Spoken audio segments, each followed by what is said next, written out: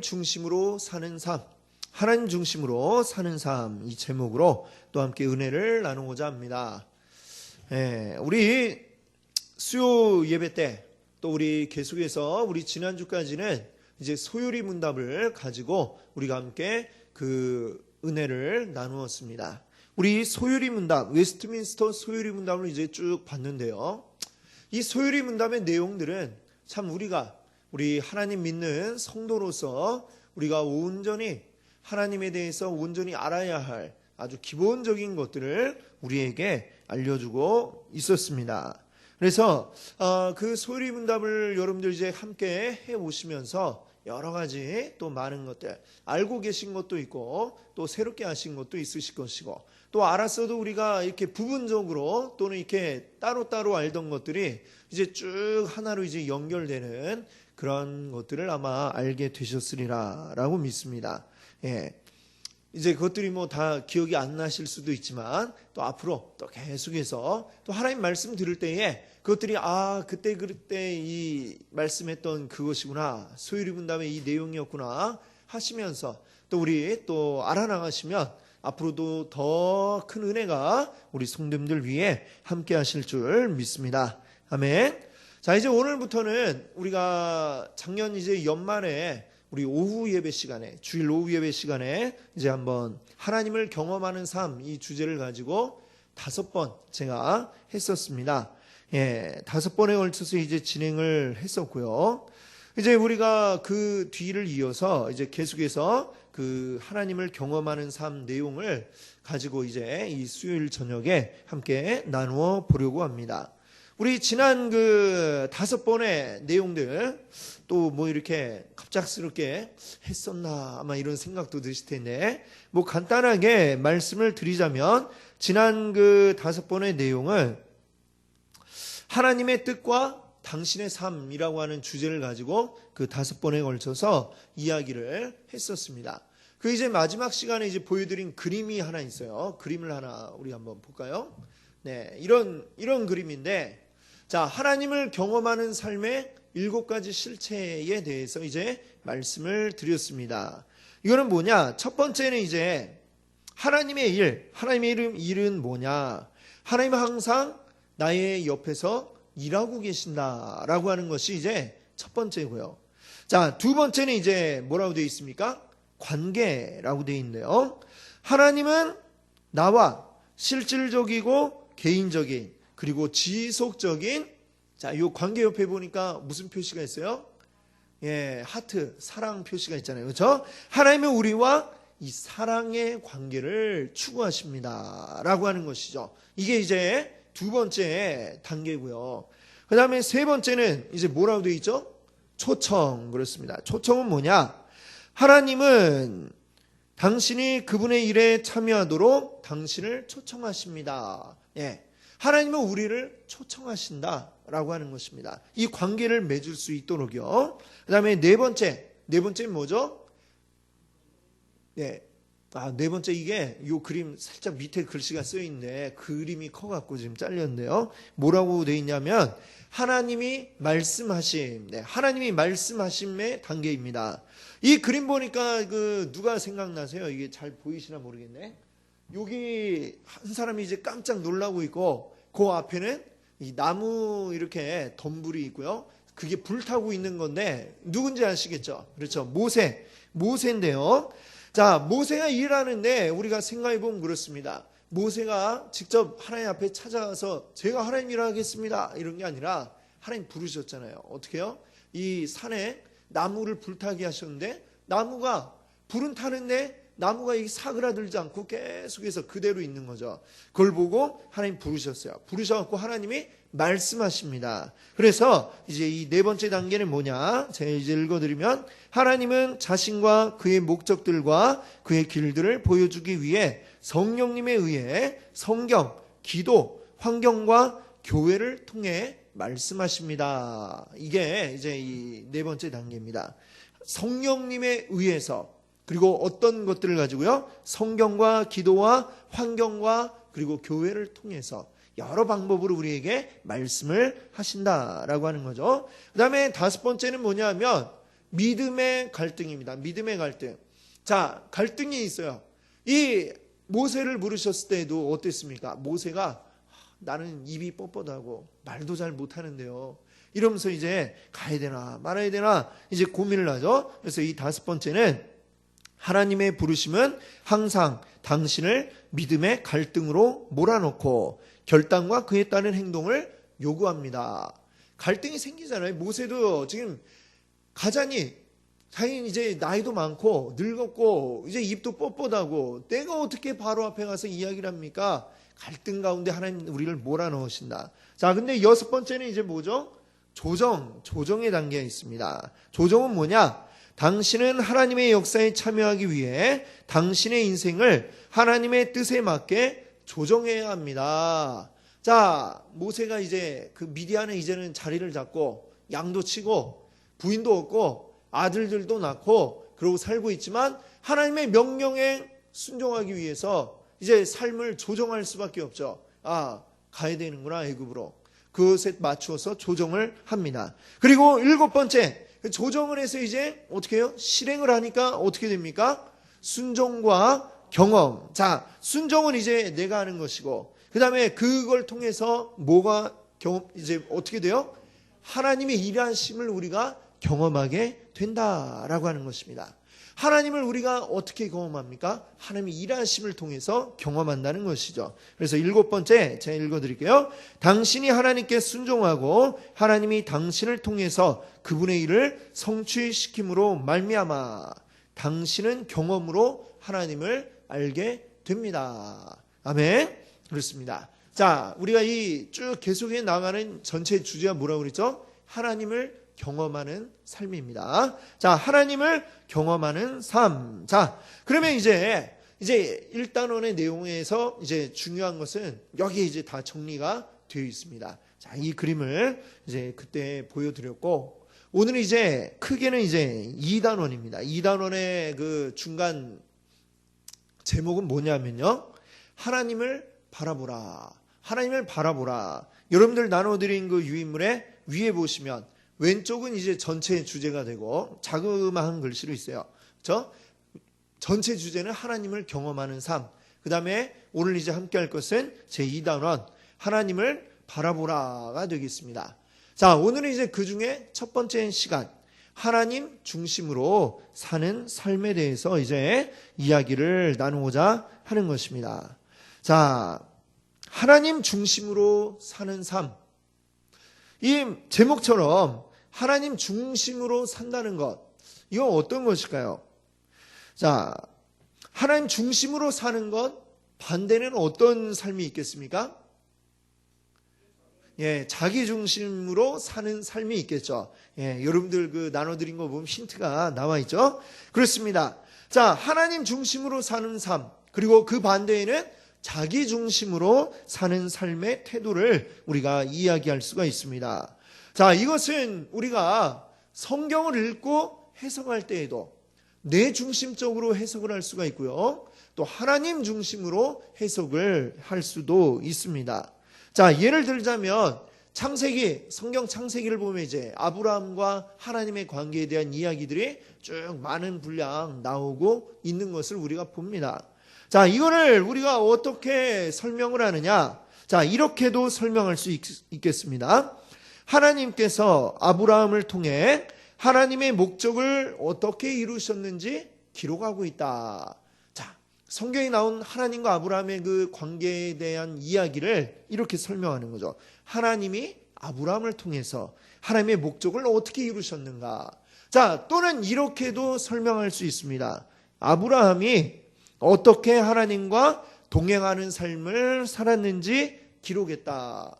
자, 제가 처음에 말씀드린 거하고 두 번째 말씀드린 거하고 차이점이 뭘까요? 제가 다시 한번 읽어드릴게요. 첫 번째, 자, 1번은 하나님이 아브라함을 통해 하나님의 목적하신 것을 어떻게 이루셨는지 기록했다. 이고요. 두 번째는 아브라함이 어떻게 하나님과 동행하는 삶을 살았는지 기록하고 있다. 제일 큰 차이는 뭐냐? 시작을 뭘로 하고 있습니까? 첫 번째는 하나님이 이렇게 하셨다라고 얘기를 했다면, 두 번째는 아브라함이 하나님과 어떻게 했는가, 제가 이렇게 말씀을 드렸어요. 그렇죠? 이게 제일 큰 차이입니다. 지금 아무것도 아닌 것 같잖아요. 두 번째도 맞는 얘기 같잖아요. 그렇죠? 우리가 그냥 들으면 아브라함이 어떻게 하나님과 동행했나 이걸 기록했다. 맞는 얘기 같은데, 이 말의 주어가 중심이 되는 말이 누구에게로 초점이 되어 있느냐? 아브라함에게 초점이 맞춰져 있다라고 하는 것이죠. 자, 우리가 성경을 읽고 해석할 때에도 우리도 모르는 사이에 이런 식으로 우리가 받아들이고 그 말씀을 해석하고, 이런 경향이 알게 모르게 우리에게 자꾸만 나오는 것들을 봅니다.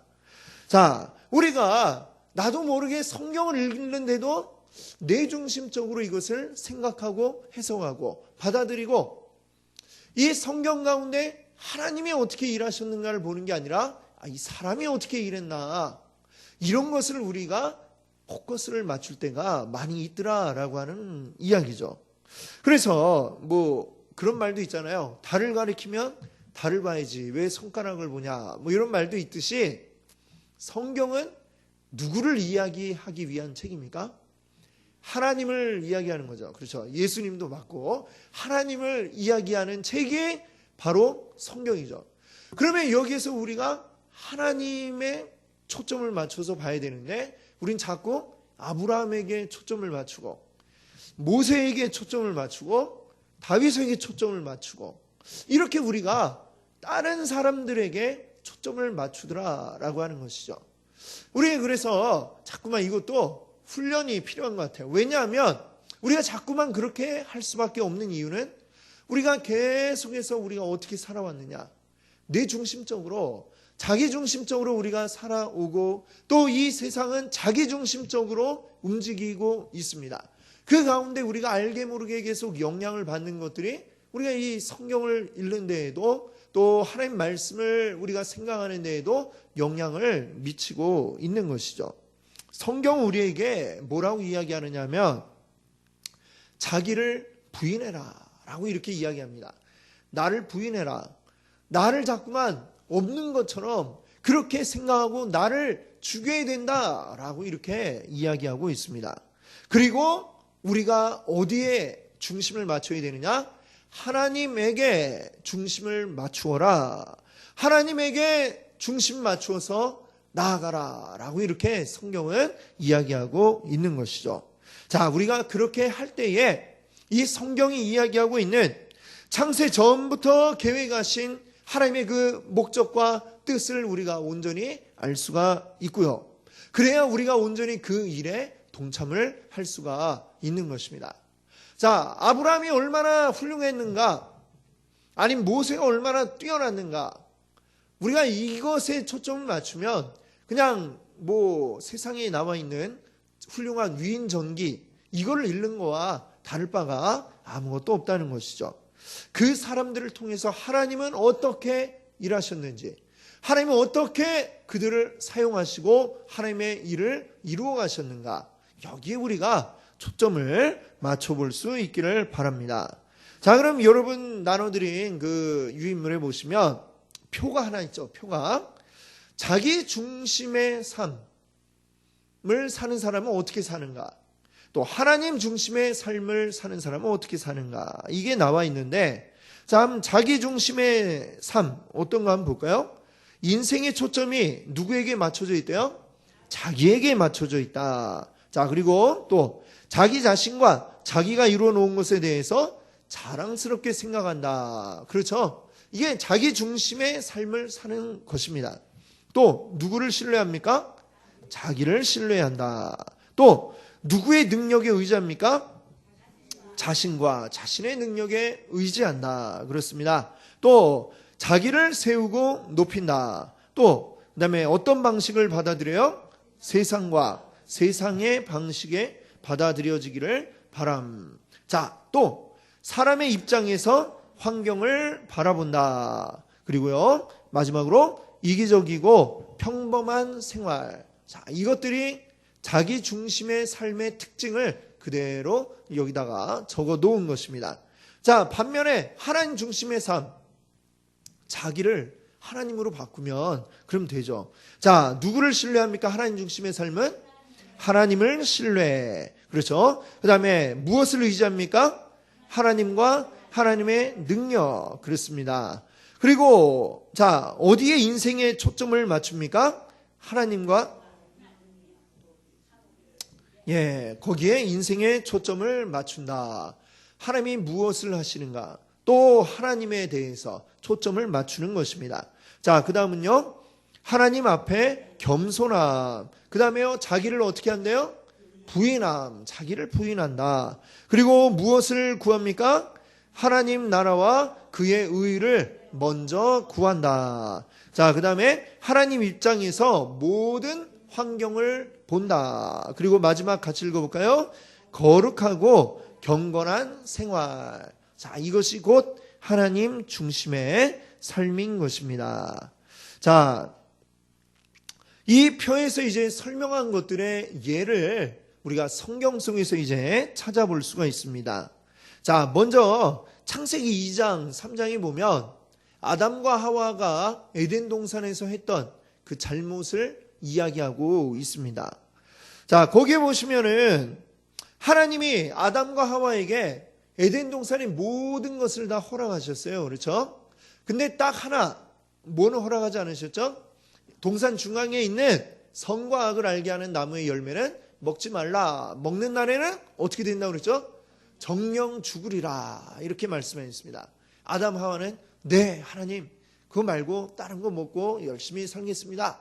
이렇게 했죠. 잘 지내다가 어느 날 이제 뱀이 와갖고 하와를 싹 꼬십니다. 저 한번 먹어봐. 맛있어 보이지 않아? 저거 먹으면 하나님이 뭐 어떻게 된다고 하시디? 그러니까 혹시 죽을지도 모른다 하던데? 이렇게 하와가 이야기를 했어요. 그 왜 그런지 알아? 그거 먹으면 하나님처럼 눈이 밝아져. 그래서 하나님이 못 먹게 한 거야. 이렇게 싹 얘기를 하니까 그 얘기를 듣고 하와가 탁 보니까 어떻게 보여요? 그 열매가? 그렇죠. 먹음직도 하고 보암직도 하고 참 이게 먹고 싶게 탁 생긴 거예요. 그동안은 눈여겨 안 봤는데 자세히 보니까 맛있게 생겼네. 이렇게 생각해갖고 그냥 그만 먹고 말았습니다. 자, 아담도 역시 하와의 그 꼬임을 받아서 똑같이 죄를 지었죠. 자, 이것은 누구 중심입니까? 하나님 중심인가요? 자기 중심인가요? 자기 중심이죠.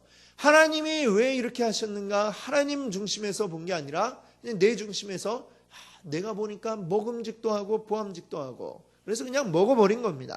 자, 이거는 자기 중심이죠. 자, 이제 그 밑에 보면 요셉의 이야기가 나옵니다. 요셉은 자기 형들의 이제 미움을 받아서 애굽으로 노예로 팔려갑니다. 그가 애굽에서 간 집은 애굽에서 아주 그 큰 권력을 가지고 있는 시위대장 보디발의 집에 이제 팔려갔죠. 거기에 가서도 요셉은 아주 열심히 자기에게 맡겨진 일을 했습니다. 그래갖고 아주 주인에게 인정받아서 모든 그 종들 가운데 책임자로 이렇게 딱 쓰임을 받게 되었죠. 그 주인이 이야기합니다. 내 모든 것을 네가 다 관리해라. 내 부인만 빼고 딱 이렇게 이제 맡겼어요. 자, 그런데 이제 어려움이 왔죠. 이 보디발의 아내가 요셉을 딱 보는데 아주 이제 음탕한 생각을 한 거죠. 쟤를 유혹하고 싶어. 이런 생각이 들어갖고 나와 함께 하자. 이렇게 이제 유혹을 했습니다. 그때 이 요셉은 어떻게 했습니까? 제가 하나님 앞에 큰 악을 행하여 하나님께 죄를 지을 수 없습니다. 그러니까 저는 당신과 함께하지 않겠습니다. 라고 이렇게 이야기를 했습니다. 그래도 이 여자가 그냥 아주 그냥 막 계속 붙잡고 막 늘어지니까 결국 막 자기 위에 입고 있던 겉옷까지 막 이렇게 벗겨질 정도로 이제 막 뿌리치면서 도망 나왔습니다. 결국은 그것 때문에 어떻게 되었어요? 이 주인의 아내가, 안주인이 아주 기분이 나빠갖고 이 요셉이 나를 이제 해하려고 했다. 이렇게 모함을 해갖고 결국은 감옥에 갇히게 되었습니다. 자, 이 요셉이 했던 일. 요셉은 지금 어떤 중심에 있는 거죠? 하나님 중심입니까? 자기 중심입니까? 하나님 중심이죠. 자, 그 유혹에 넘어갈 수도 있지만 그 순간 그는 하나님을 떠올리고 내가 당신과 함께하면 이거 하나님 앞에 죄를 짓는 겁니다. 나는 죄 짓지 않겠습니다. 라고 분명히 이야기하고 자기는 그 자리에서 벗어났습니다. 바로 하나님 중심이었던 것을 우리가 알 수가 있는 것이죠. 자, 여러분들 그 질문 1에 보시면은 이제 우리가 지금 한 거는 이제 1의 A와 B인데요. 자, 이번에도 보면 또 이제 그 이야기가 있습니다. 이것도 한번 어떤지 한번 생각을 해볼까요? 여기 A에 보면 민수기 13장 31절 말씀이 있죠. 10명의 정탐꾼들이 했던 이야기입니다. 우리는 능히 올라가서 그 백성을 치지 못하리라. 그들은 우리보다 강하니라.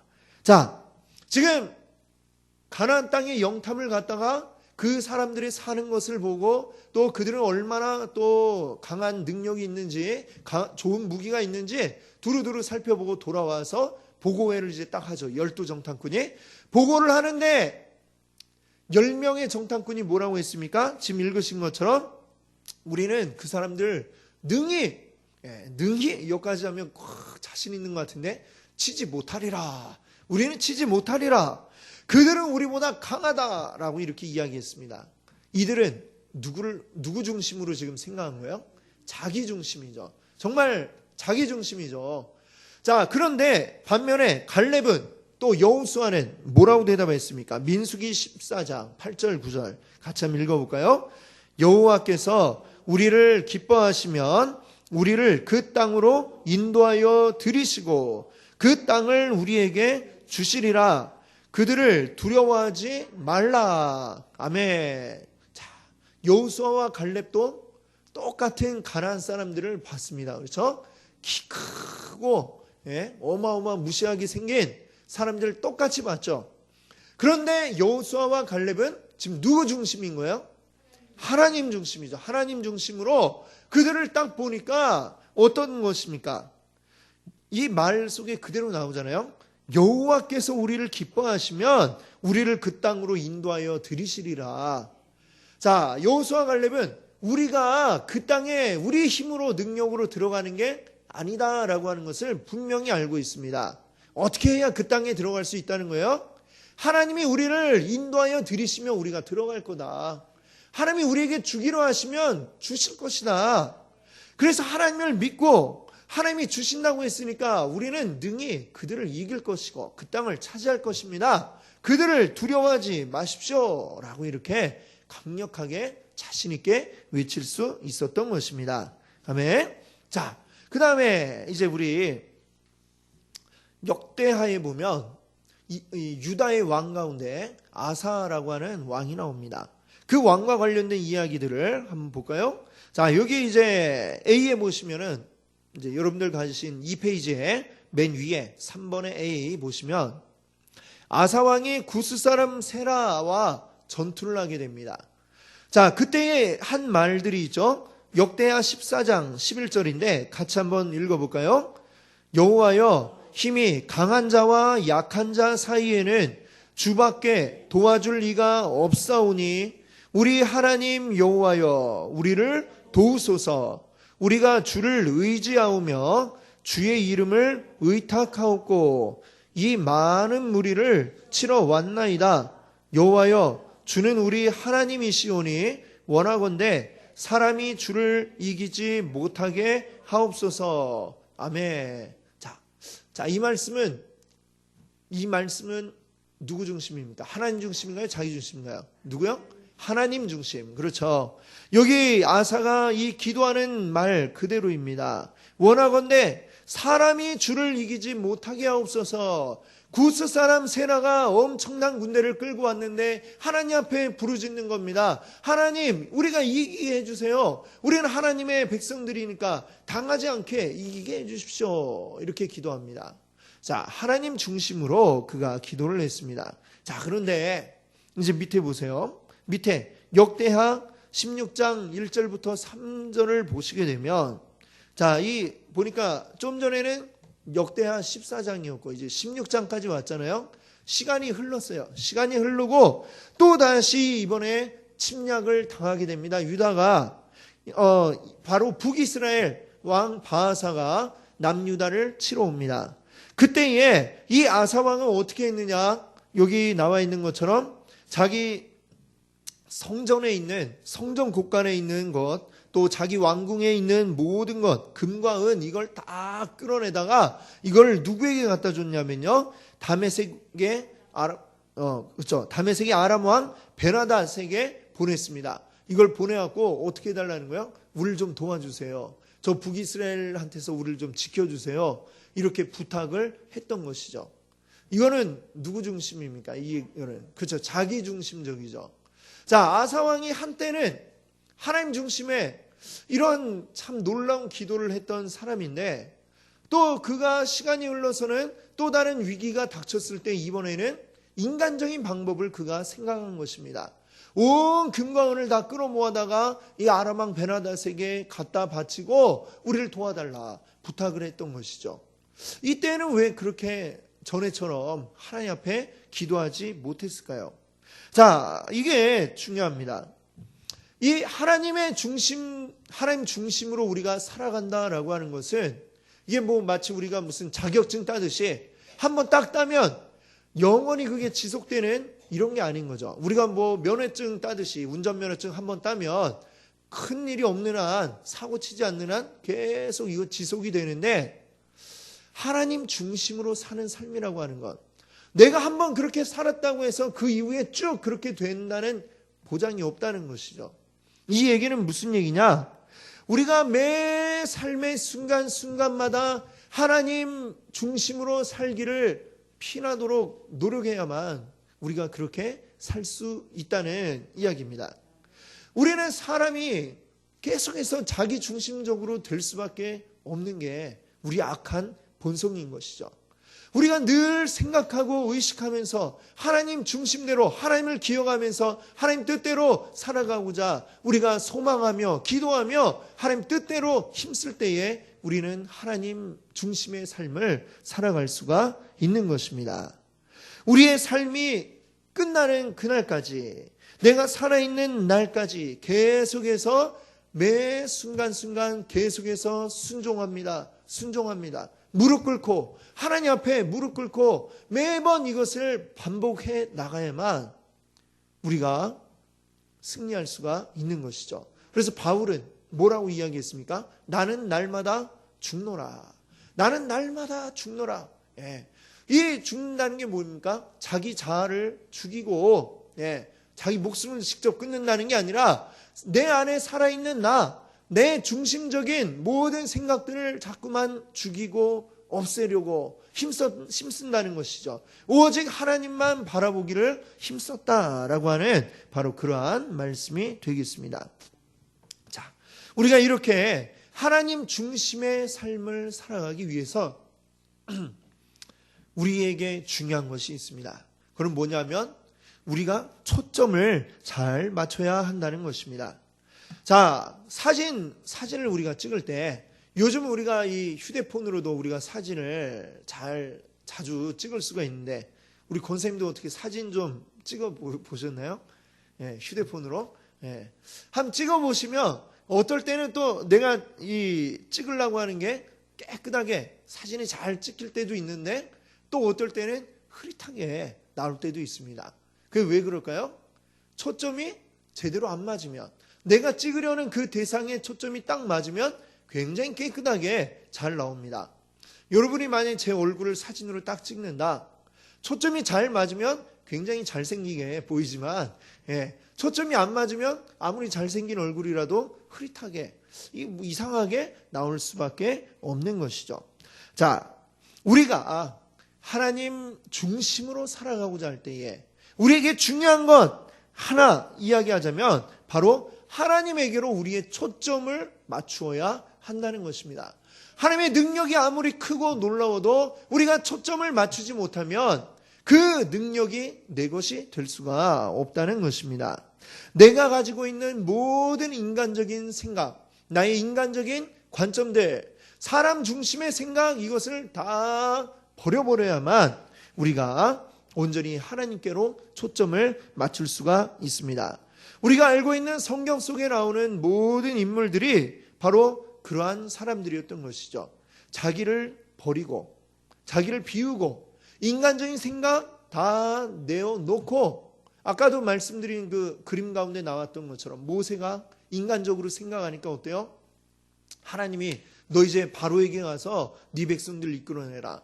그런데 바로 인간적인 생각이 확 올라오죠.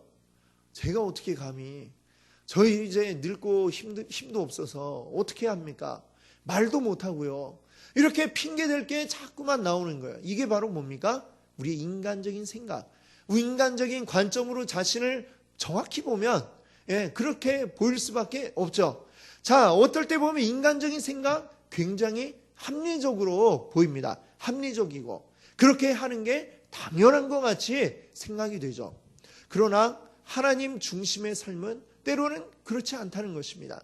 하나님 중심의 삶이라고 해서 무조건 비합리적인 말도 안 되는 걸 요구하시는 건 아니지만, 때로는 우리에게 우리 상식적으로 이해되지 않는 것들을 하나님이 요구하실 때도 있다라고 하는 것이죠. 근데 그 순간에 마저도 내가 나를 버려버리면, 하나님의 그런 비상식적인 요구에도 내가 아멘하고 순종을 하면 하나님을 우리가 경험하게 되는 것입니다. 아멘. 아브라함이 그 아들 이삭을 네가 제물로 바쳐라 이렇게 할 때에 이게 말이 됩니까? 더군다나 하나님의 약속이 네가 낳은 네 아들 이삭을 통해서 하늘의 별과 같이 많은 백성이 이 후손을 이제 보게 될 것이다 이렇게 말씀하셨잖아요.